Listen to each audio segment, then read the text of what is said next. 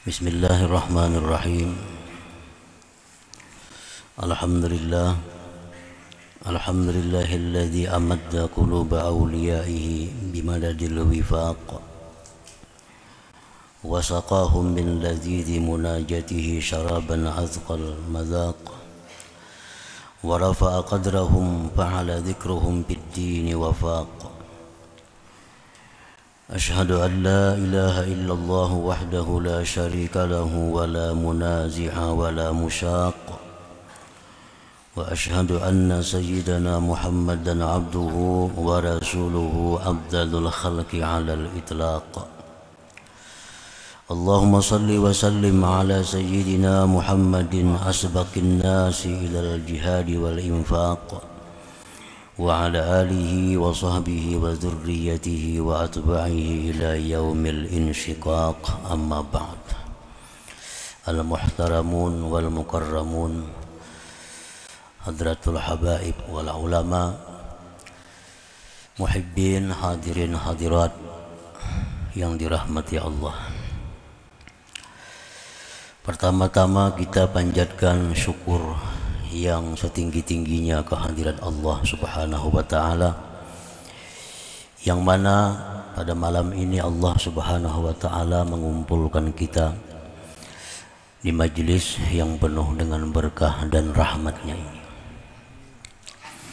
Salawat dan salam keharibaan junjungan kita Rasulullah Nabi besar Muhammad sallallahu alaihi wasallam dan seluruh keluarga, para sahabat, zuriat dan pengikut beliau ila yaumil qiyamah.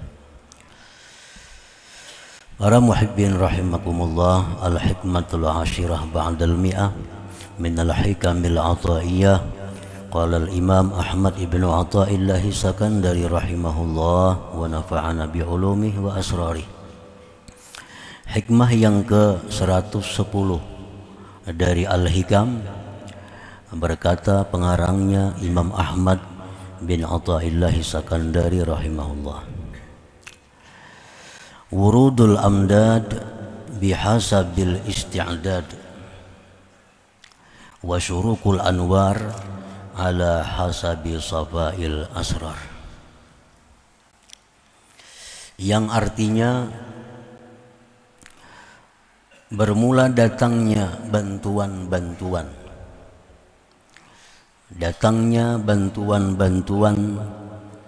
dengan sekira-kira kesiapan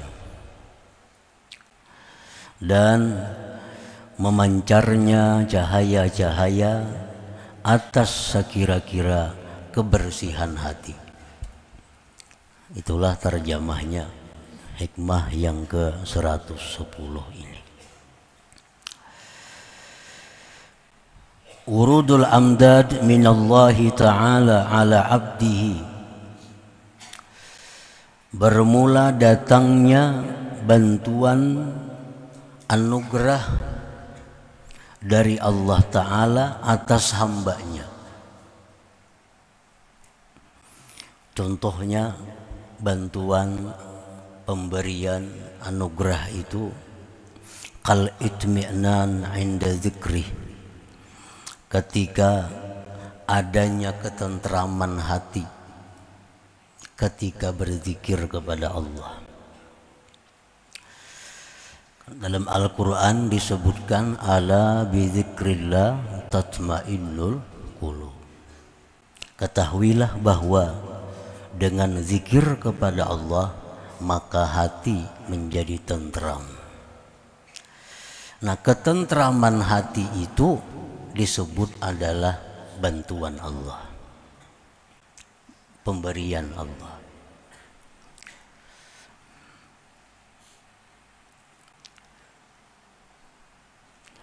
Wa musyahadati fi'lihi inda ru'yati syai'in min khalqih. Contohnya lagi seperti menyaksikan hatinya perbuatan Allah ketika melihat sesuatu daripada makhluknya. Kalau kita melihat sesuatu daripada makhluk, lalu hati kita ingat bahwa itu ciptaan Allah. Nah, ingatnya hati bahwa itu ciptaan Allah adalah pemberian Allah kepada kita. Pemberian Allah kepada kita.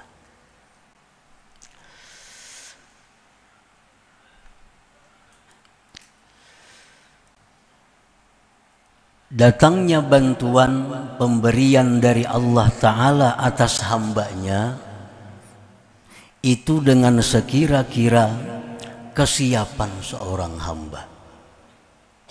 Bantuan itu datang sesuai dengan kesiapan yang menerima bantuan itu.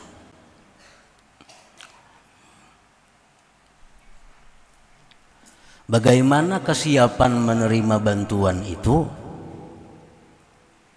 Bitakhliyati qalbihi wa tathhirihi anis sifatil mazmumah wa tahliyatihi bis sifatil mahmudah. Dengan membersihkan hati dari sifat-sifat yang tercela dan menghiasi hati dengan sifat terpuji. Nah, itu kesiapan hati. Apabila hati kita bersih dari sifat yang tercela, hati kita berisi, berpakaian, berhias dengan sifat mulia, maka bantuan Allah tadi akan datang kepada kita karena keadaan kita siap menerima bantuan Allah tadi. Walidzalika qil, oleh karena itu dikatakan, khalli qalbak anil awsafiz zamimah wa hallih bis sifatil hamidah namla'hu bil ma'rifati wal musyahadah. Bersihkanlah hatimu dari akhlak yang tercela, lalu hiasi hati dengan akhlak terpuji, niscaya kami penuhi hati kamu dengan ma'rifah dan musyahadah. Nah, para muhibbin rahimakumullah. Pakam min zakirin la yatma'in. Berapa banyak orang yang berzikir kepada Allah tapi tidak menerima, tidak merasakan ketenangan. Banyak orang yang berzikir tetapi zikirnya itu tidak mendatangkan ketentraman hati. Padahal Al-Quran menyatakan bahwa zikir itu menenteramkan hati. Tapi kenapa kita berzikir hati kada tentram? Nah, fakam min zakirin la yatma'in. Berapa banyak orang yang berzikir tapi kada bisa tentram. Mestinya sesulit apapun yang kita hadapi, kalau sudah hati kita berzikir, tentram. Semarah apapun kita terhadap seseorang, kalau sudah kita berzikir, mestinya tentram. Nah, kenapa kada tentram? Zikir sudah ribuan sehari, tapi kada membawa ketentraman. Bantuan Allah itu tidak datang. Madad ilahi tidak datang. Wa kam min zakirin la yusyahid. Berapa banyak orang yang berzikir tapi tidak bisa musyahadah. Ini sudah hari-hari berzikir la ilaha illallah, dalam hatinya tiada yang berbuat kecuali Allah. La ilaha illallah, tidak ada yang berbuat kecuali Allah. Tapi pada kenyataannya melihat kejadian-kejadian lupa kepada Allah. Melihat sesuatu lupa kepada Allah. Tapi bila waktu berzikir, la ilaha illallah, tiada yang berbuat kecuali Allah, tidak ada ciptaan kecuali ciptaan Allah.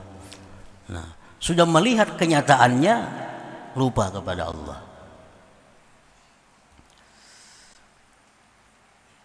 Fala illata lidzalik, maka tidak ada sebab yang demikian illa li'adami safai qalbi, karena tiada bersihnya hati minal awsafiz zamimah, daripada sifat yang tercela, wa adam ittisafi qalbihi, dan karena tiada bersifat hatinya bisifatil hamidah, dengan sifat-sifat yang terpuji.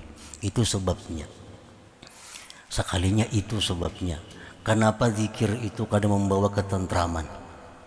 Ternyata hati orang yang berzikir itu masih dipenuhi dengan sifat yang tercela. Nah, kenapa zikir yang dibaca sehari ribuan kali, tapi begitu keluar rumah sudah lupa kepada Allah?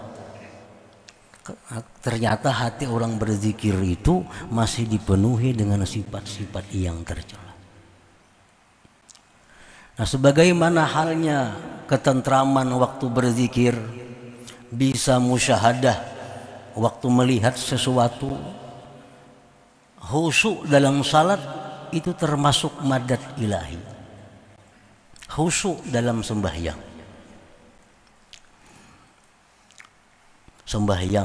bisa khusyuk, nah itu madad ilahi. Bagaimanapun kita belajar tentang pelajaran khusyuk dalam sembahyang, pelajari cara-cara khusyuk dalam sembahyang, tapi sembahyang ya kada khusyuk.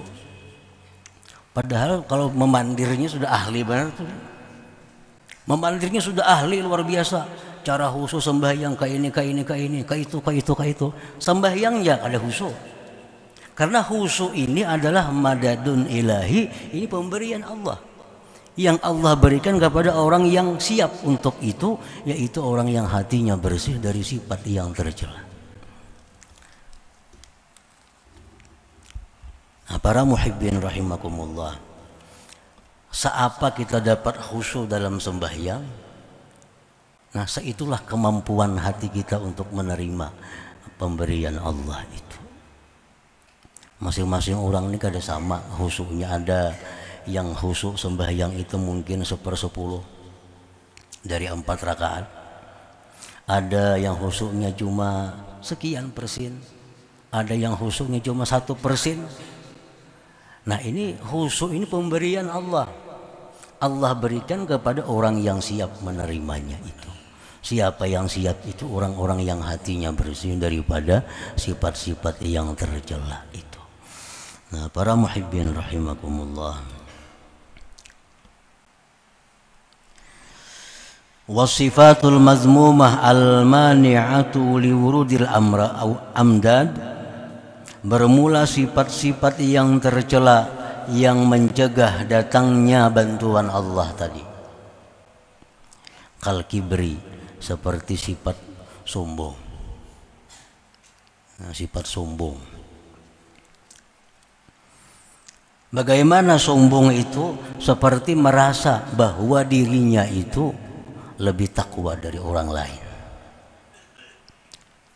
Dirinya itu lebih mulia dari orang lain.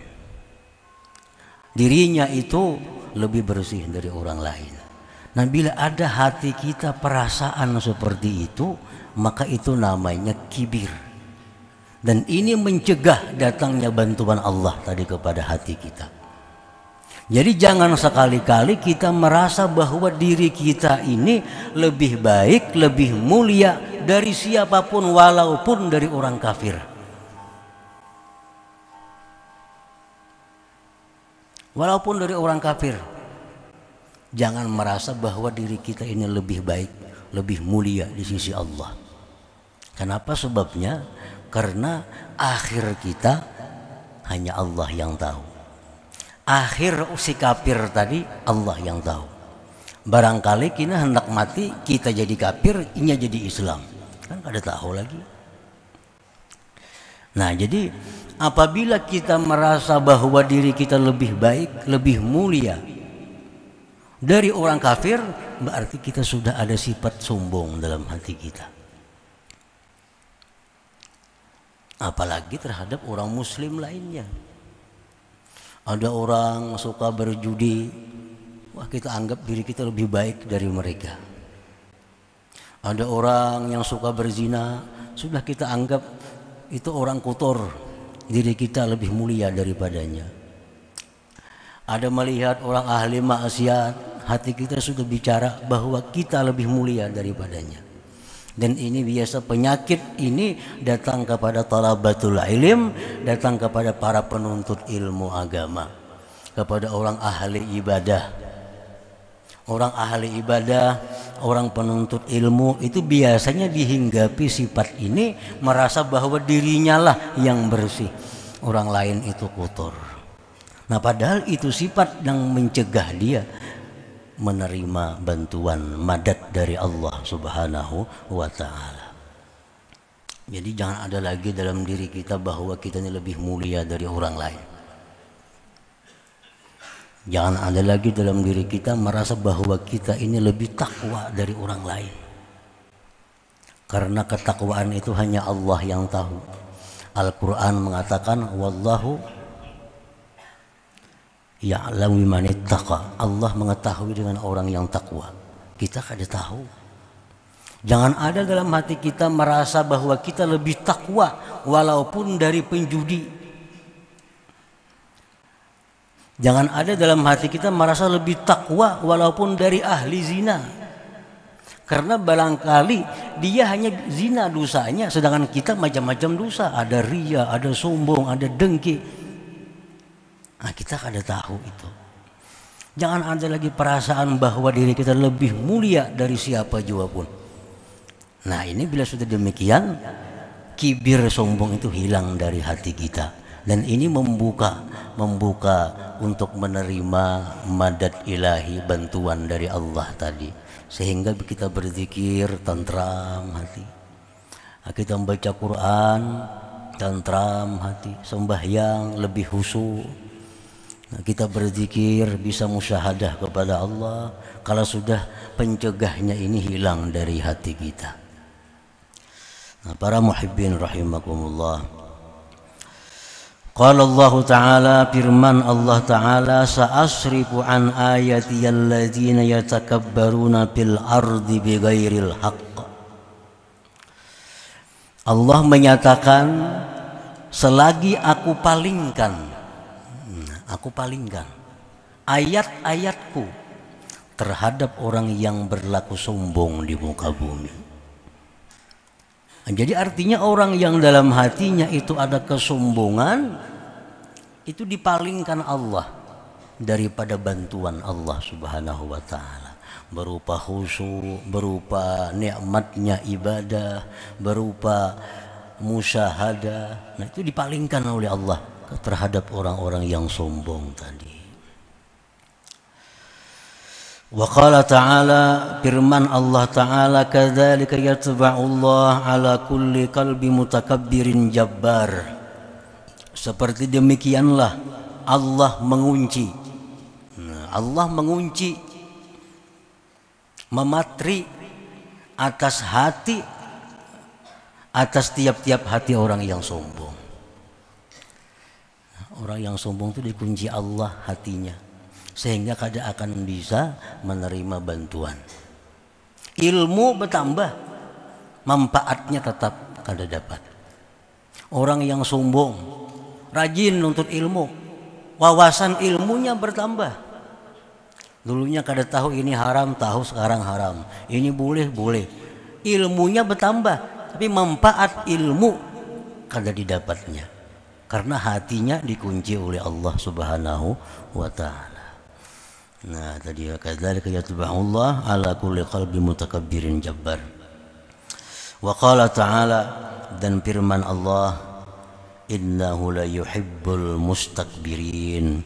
Allah tidak cinta kepada orang yang sombong itu. Kalau Tuhan kada cinta, jelas Tuhan kada akan memberi bantuan-bantuan, anugerah-anugerah tadi.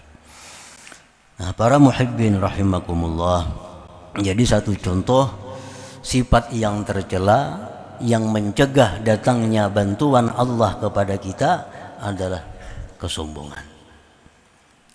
Nah, jadi kenapa kita berzikir kada tentram, kenapa kita sembahyang kada bisa khusyuk, padahal berapa kali sudah ikut pelatihan salat khusyuk, kada mau khusyuk, bertambah kada khusyuk.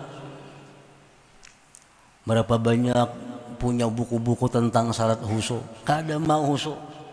Karena khusyuk ini bukan perkara ilmu, Khusyuk ini perkara madadun ilahi.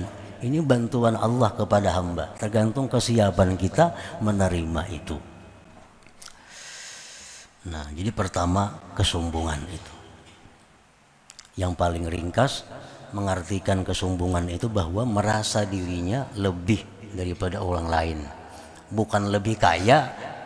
Kalau memang sugih, merasa lebih sugih daripada si miskin, kada jadi soal.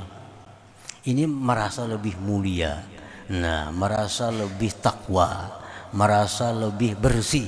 Nah ini yang dimaksud dengan kesombongan itu. Kalau orang merasa dirinya bungas pada orang lain, kalau bujur-bujur bungas ya kada jadi masalah. Itu lain sombong artinya. Bungas orangnya, dalam hatinya bungas kepada itu, nah kada jadi soal, memangnya bungas. Ini perkara zahir. Nya bisa duit 1 triliun. Nang saya kongone 1 miliar, akhirnya sugih aku pada itu. Kada jadi soal tuh bujur aja nih tuh. Yang dimaksud sombong ini adalah urusan yang dia tidak tahu, seperti merasa lebih takwa, merasa lebih diperhatikan Allah, merasa dirinya suci. Nah ini kesombongan itu. Nah para muhibbin rahimakumullah. Yang kedua yang mencegah datangnya madad ilahi tadi adalah wahubbud dunia, mencintai dunia.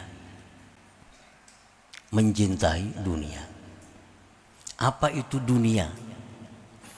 Yang bila kita cinta kepadanya menutup bantuan Allah. Nah dunia itu artinya adalah sesuatu yang membuat kita sengsara di akhirat. Itu dunia.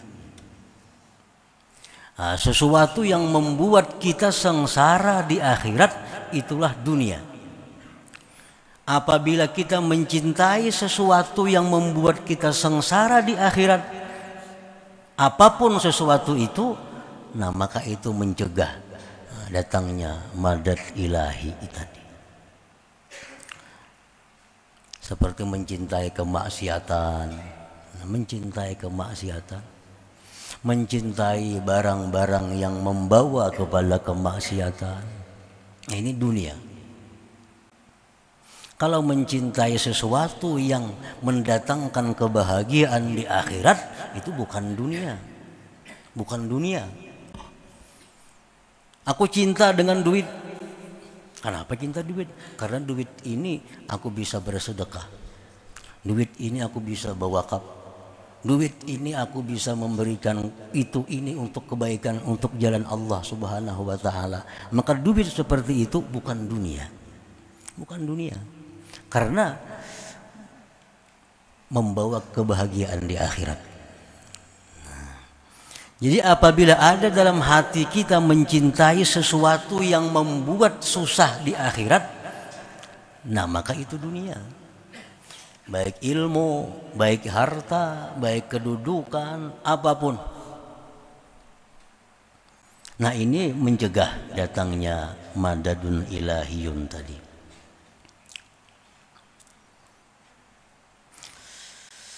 Rasulullah sallallahu alaihi wasallam bersabda, ad-dunya mal'unah.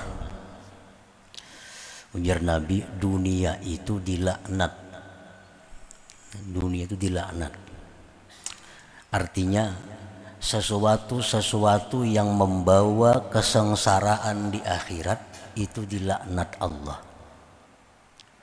Sesuatu yang membawa kepada kesusahan di akhirat itu dilaknat Allah. Bila kita mencintai sesuatu yang dilaknat oleh Allah, nah logikanya kan jelas. Kita mencintai sesuatu yang dilaknat oleh Allah, jelas Allah akan marah kepada kita. Kalau Allah marah, tentu bantuan akan berhenti. Yang dulunya khusyuk bisa hilang khusyuknya. Yang dulu ada kenikmatan dalam baca Quran bisa hilang kenikmatannya. Yang dulunya senang, lezat waktu sujud, sekarang bisa hilang lezatnya. Karena kita mencintai sesuatu yang dilaknat oleh Allah Subhanahu wa ta'ala. Nah, para muhibbin rahimakumullah. Di antaranya lagi sifat-sifat yang mencegah datangnya bantuan itu adalah al-hikdu, dendam. Nah, menyimpan kemarahan kepada seseorang. Ini lawannya maaf. Lawannya maaf. Menyimpan kemarahan kepada seseorang. Dendam. Kenapa sifat dendam ini mencegah datangnya bantuan Allah tadi? Rasulullah menyatakan al-mu'min laisa bihaqud. Ujar Nabi, orang beriman itu kada mau dendam. Orang beriman itu kada pendendam. Nah, kalau inya dendam berarti kada beriman. Orang kada beriman maulah dapat khusyuk sembahyang, maulah dapat lezat ibadah, maulah dapat musyahadah menyaksikan Allah, kada akan bisa.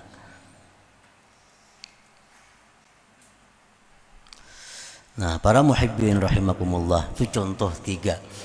Masih banyak lagi sifat-sifat yang lain yang kita pelajari yang mencegah. Cuma ini yang pokok, yang utama, bahwa kesombongan, mencintai sesuatu yang menyusahkan kita di akhirat, dendam kepada orang, itu mencegah datangnya madad ilahi kepada kita. Wa syuruku anwaril aurat wal a'malis salihat ala safail qalbi minaz dzunub wal aqdhar.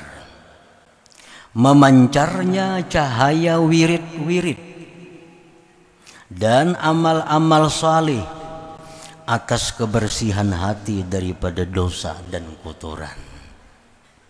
Nah, wirid yang kita baca tuh, baik salawat atau Quran atau istighfar, wirid yang kita baca itu sebenarnya memantulkan cahaya ke dalam hati kita. Nah, kayak apa tarangnya cahaya itu tergantung bersihnya hati kita. Macam sintar, kita sintarakan cermin. Nah, kayak apa tarangnya sintar tergantung cerminnya. Bila cerminnya kabur, cahaya pun akan kabur. Kalau cerminnya mengkilat, cahayanya pun mengkilat. Nah, wirid yang kita baca itu sebenarnya mengeluarkan cahaya ke dalam hati kita. Amal-amal salih demikian. Dalam Quran disebutkan innas shalah tanha anil fahsya wal munkar. Sembahyang itu memancarkan cahaya ke dalam hati. Dengan cahaya itu maka tertegah berbuat kejahatan. Nah, itu cahaya sembahyang. Jadi sembahyang itu mengeluarkan cahaya sebenarnya yang menyinari hati. Nah, bila hati kita ini bersih, hati kita menerima cahaya itu, maka cahaya itu bisa mencegah anggota kita daripada berbuat kemungkaran. Allah mengatakan innas shalah tanha anil fahsya wal munkar. Sembahyang mencegah kemungkaran. Nah, kalau orang sembahyangnya rajin, maksiatnya rajin, berarti cahaya sembahyang ini kada tembus ke dalam hatinya. Kada tembus. Andai kata cahaya itu bersinar ke dalam hati, maka pasti orang ini akan jauh dari kemungkaran. Nah, jadi memancarnya cahaya wirid, cahaya amal-amal salih itu tergantung kepada kebersihan hati kita masing-masing. Makin bersih hati kita, maka makin banyak menyerap cahaya zikir dan cahaya amal salih tadi. Nah, para muhibbin rahimakumullah. Nah, selanjutnya hikmah yang ke-111. Mudah-mudahan Allah Subhanahu wa taala memberikan kita kemudahan, memberikan taufik hidayah agar bisa mengamalkan ilmu yang diberikannya. Ila hadratin Nabi sallallahu alaihi wasallam. Al-Fatihah. A'udzu minasyaitonir rajim. Bismillahirrahmanirrahim. Iyyaka na'budu wa iyyaka nasta'in.